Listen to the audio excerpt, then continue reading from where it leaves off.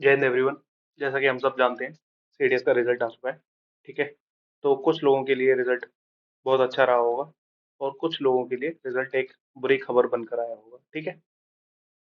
तो ये video basically उन लोगों के लिए है जिनके लिए रिजल्ट थोड़ा सा अच्छी खबर नहीं रहा, मतलब हो सकता है कि आपका एग्जाम क्लियर ना हुआ हो किसी भी वजह से। अब मुझे पता है कि इस टाइम पे आपको कोई भी बात अच्छी नहीं लगेगी जो मैं कहूंगा। ठीक है। बट आपको रियलिटी से, अगर आपको अगला अटेम्प्ट देना है तो आपको रियलिटी चेक मिलना जरूरी है। आप मेरे को बताना कि आपके लिए ये जो बात मैंने बोली है, ये सच में एक रियलिटी चेक था या नहीं था। क्या है आपके साथ एग्जाम में सेम ऐसा ही नहीं हुआ है जो मैं बता रहा हूँ जिस वजह से आपका एग्जाम क्लियर नहीं हुआ है। ठीक है। तो उन बारे में बात करेंगे हम। सबसे पहला कि आप लोग यार क्यों फेल हुए। ठीक है। सबसे पहला जो रीजन मुझे लगता है कि बच्चों का सिलेबस अच्छे से कवर ना होना। अगर आप किसी भी एग्जाम के बाद तैयारी कर रहे हो तो सबसे पहले आपको सिलेबस अच्छी तरह कवर होना चाहिए। अब सिलेबस में अगर आप ओटीए की बात करते हो तो ओटीए में क्या आएगा, जीएस प्लस इंग्लिश। अब बच्चे क्या करते हैं कि जीएस में खाली साइंस, करंट अफेयर्स, ठीक है, और ज्योग्राफी या पॉलिटी पढ़कर चले जाएंगे। ठीक है। मान लीजिए पॉलिटी कवर कर लिया। अब आप स्किप क्या कर रहे हो, ज्योग्राफी आपने स्किप कर दी, ठीक है, हिस्ट्री आपने स्किप कर दी और इकोनॉमिक्स आपने स्किप कर दी। यार इस टाइम ना आप जीएस में कुछ भी स्किप नहीं कर सकते। आपको नहीं पता कि एग्जाम में कौन सा सब्जेक्ट किस मेजर पोर्शन में आ जाएगा। उसके बाद इंग्लिश की बात करते हैं। तो इस बार जो इंग्लिश का जो पैटर्न बदला है, उसने बहुत बच्चों के एग्जाम का पैटर्न बदल दिया। ठीक है। मतलब रिजल्ट में भी सबसे ज्यादा जो इफेक्ट किया है बच्चों को, वो इंग्लिश ने किया है। क्योंकि पेपर इतना अनप्रेडिक्टेबल आ गया जिसके बारे में आप अंदाजा लगा ही नहीं सकते ना। उसके बाद पहला रीजन तो आपका होगा सिलेबस। दूसरा, आपके पास कोई प्लान ना होना। मतलब बस चल रही है तैयारी, कंपटीशन एग्जाम की तैयारी चल रही है, बट ये नहीं पता क्या तैयारी चल रही है। बस तैयारी कर रहे हैं।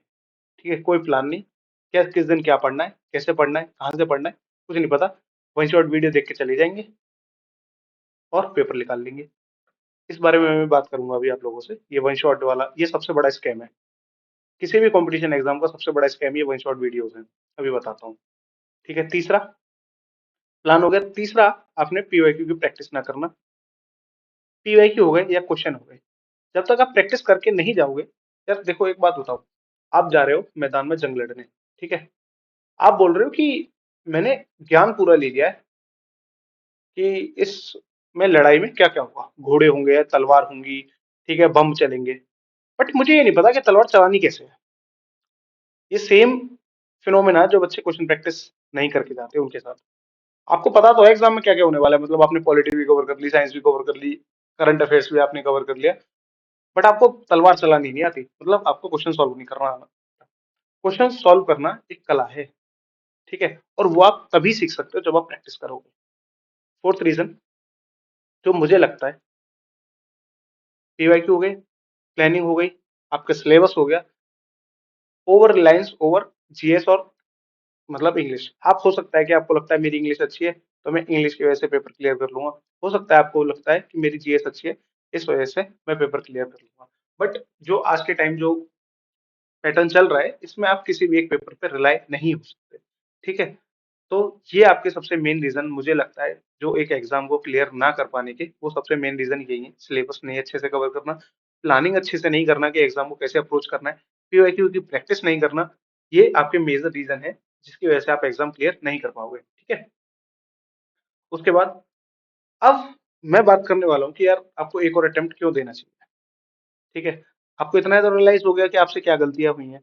अगर नहीं हुआ है ना कि मेरे से क्या गलतियां हुई हैं, हो सकता है आपने सारी चीजें करी हो और आपका पेपर क्लियर नहीं हुआ हो, उसके लिए मैं यही कहूंगा कि हो सकता है इस बार आपकी किस्मत आपके साथ नहीं थी। ठीक है। अपना यार एक और अटेम्प्ट दो। मैं उसी बारे में बात करना चाहता हूँ, आपको एक और अटेम्प्ट क्यों देना चाहिए। सबसे पहला, मोटिवेशन क्या है आपका एग्जाम देने का।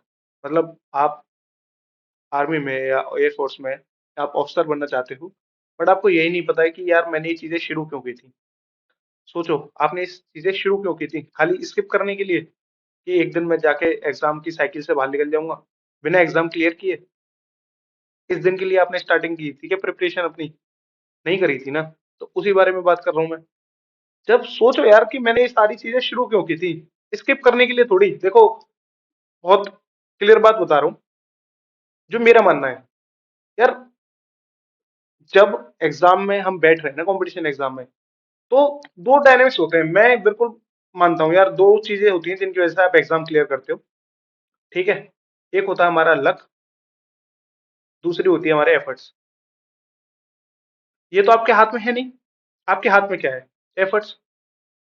आपको ये समझना चाहिए कि अगर एफर्ट्स के बेसिस पर रैंकिंग बने ना, अगर एफर्ट्स के बेसिस पर रैंकिंग बने, तो मैं उसमें पीछे नहीं हूँ।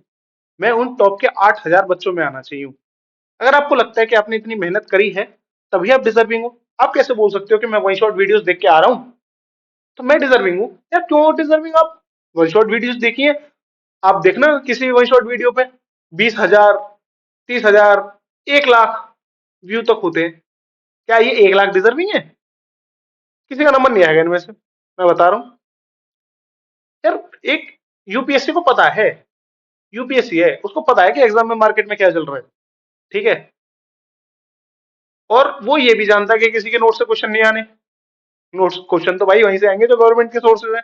अब यूपीएससी किसी के वो नोट्स पढ़ने थोड़ी बैठेगा किसी कोचिंग इंडस्ट्री के। ओ, उस कोचिंग ने बहुत अच्छे नोट्स बनाए हैं, उसमें से पढ़ लेता हूँ, वहीं से क्वेश्चन दूंगा। ऐसा कब होगा यार?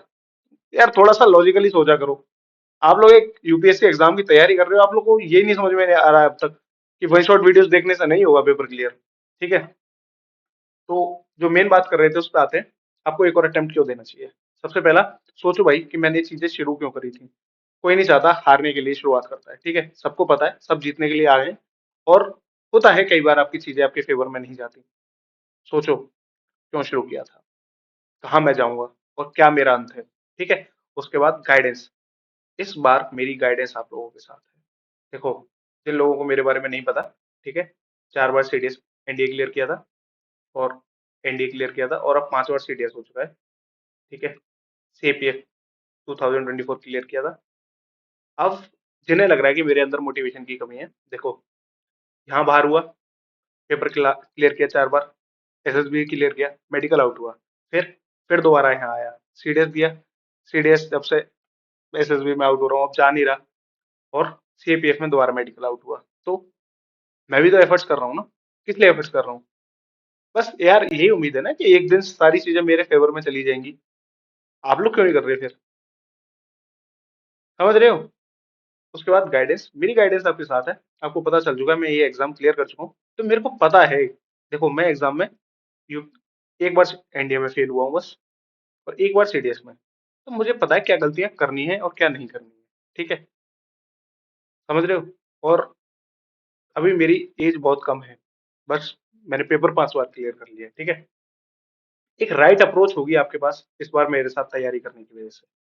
तो वही मैं कहूंगा कि एक बार एक अपना बेस्ट अटेम्प्ट निकालो यार। तैयारी ऐसी करो कि आप किसी से ना पीछे रहो। जब बात हो ना कि यार मेहनत किसने करी थी सबसे ज्यादा, तो उस मेहनत में आप सबसे टॉप पे दिखने चाहिए हो।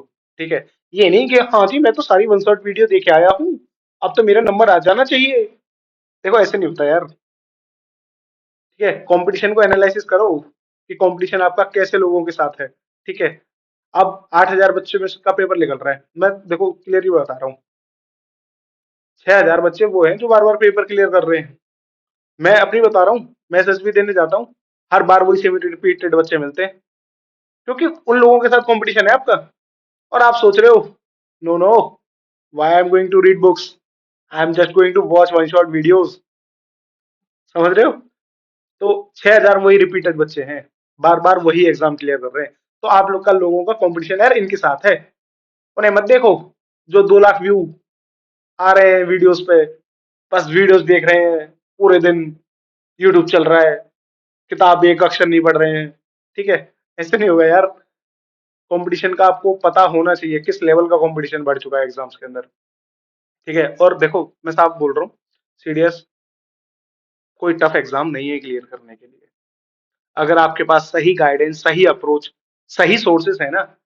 ठीक है, गाइडेंस, अप्रोच और सोर्सेस, ये गैस जिस दिन आपके अंदर लग गई ना, उस दिन आपका रॉकेट उड़ जाएगा।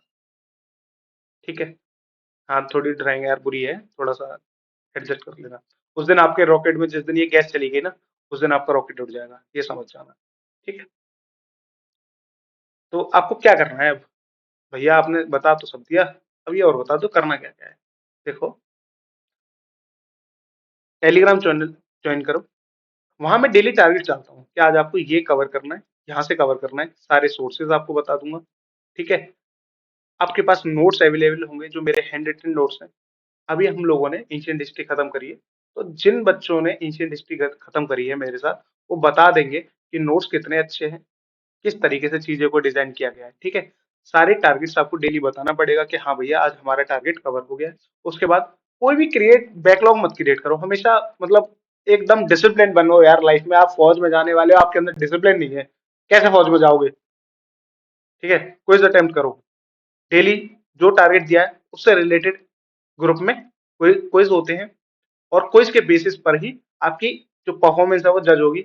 उसी के हिसाब से मैं बच्चों में डांट लगाता हूँ, उसी के हिसाब से बच्चों को मैं अप्रिशिएट करता हूँ। ठीक है। तो आप लोग भी उसका पार्ट बन सकते हो। और एक्टिव रिकॉल सेशन, इस बार हमने सैटरडे को एक्टिव रिकॉल सेशन किया था। इसमें क्या करते हैं कि मैं आपसे क्वेश्चंस पूछता हूँ। मेरे को पता लगता है कि आप लोगों ने कितनी तैयारी करी, आपने एक हफ्ते कितनी पढ़ाई करी है। वो सारा टेस्ट मैं इस एक्टिव रिकॉल सेशन में लेता हूँ, जो कि लाइव होता है। सारे बच्चे इसमें अवेलेबल होते हैं, सब मेरे से बात करते हैं। तो आपके पास भी वो रिसोर्सेज अवेलेबल होंगे, आप भी बात कर पाओगे। ठीक है। अपने सारे डाउट्स। अरे यार मैं बताऊं ना कि मेरे पे तो बच्चे डायरेक्ट टेलीग्राम पे मैसेज कर देते हैं, भैया यार ये समझ में नहीं आ रहा। उन्हें लगता है कि मैं इतना फ्री हूँ, बट हाँ यार मेरे को अच्छा लगता है उन लोगों की हेल्प करना। ठीक है। और बहुत अच्छा लगता है जब बच्चे डायरेक्टली आपसे इंटरेक्ट करते हैं। उसके बाद इसी प्लान का नाम है हमारा प्लान रुद्र। ये हम फॉलो कर रहे हैं सीडीएस 2025 के लिए। इसमें डेली टारगेट्स हैं, क्विज होता है, शॉर्ट नोट्स प्रोवाइड करे जाएंगे सारे सब्जेक्ट के, एक्टिव रिकॉल सेशन है जिसमें आपको पूरा सब्जेक्ट रिवाइज कराने की कोशिश की जाती है एक हफ्ते के अंदर, जो पढ़ा है आपने। उसके बाद डाउट सेशन होते हैं सारे सब्जेक्ट्स के लिए, कॉम्प्रिहेंसिव कवरेज है इंग्लिश की और वोकैब की पूरे की, सेक्शनल टेस्ट होंगे और फुल एंड टेस्ट होंगे। और देखो इसमें सारे सब्जेक्ट आपको करवाए जाएंगे। मैं नहीं कि भैया मैं तो बस ज्योग्राफी और साइंस पढ़ के जाऊंगा और एग्जाम क्लियर कर लूंगा। देखो सब पढ़ना पड़ेगा। इसीलिए मैंने सबसे पहले हिस्ट्री से शुरू किया, तो तुम लोग भाग ना जाओ। ठीक है। तो पहले हिस्ट्री कवर करो, उसके बाद हैंड होल्डिंग टिल एग्जाम। यार मैं जानता हूँ एक गाइडेंस कितनी जरूरी होती है आपको एग्जाम क्लियर करने के लिए, क्योंकि देखो मैं आपको पर्सनली बताऊं, मुझे कभी कोई गाइडेंस नहीं मिली, कभी कोई कोचिंग नहीं करी, सारी चीजें अपने आप करी हैं। तो मैं जानता हूँ कि अगर आपको सही टाइम पे गाइडेंस मिल जाए तो आपके लिए एग्जाम क्लियर करना कोई बड़ी बात नहीं है। ठीक है। इसी बात को समझो बस। तो बस इतना ही था। आज का ज्ञान खत्म होता है आप लोगों के लिए। ठीक है। थैंक यू यार अगर आप लोगों ने लास्ट तक वीडियो देखी है। Best of luck. मैं तो यही कहूंगा यार, इस साल इतनी मेहनत करो, इतना हार्ड वर्क करो कि मतलब आपसे ऊपर कोई ना हो। ठीक है। You are one of the top candidate who are going to clear the exam. ठीक है। डेफिनेटली आप होगे। मैं कह रहा हूँ आज नहीं, कल नहीं, परसों आपके दिन सीधे होंगे, मतलब आपके चीजें आपके फेवर में आएंगी। ठीक है। बाकी अपना ख्याल रखें, माता पिता का ख्याल रखें। जय हिंद दोस्तों।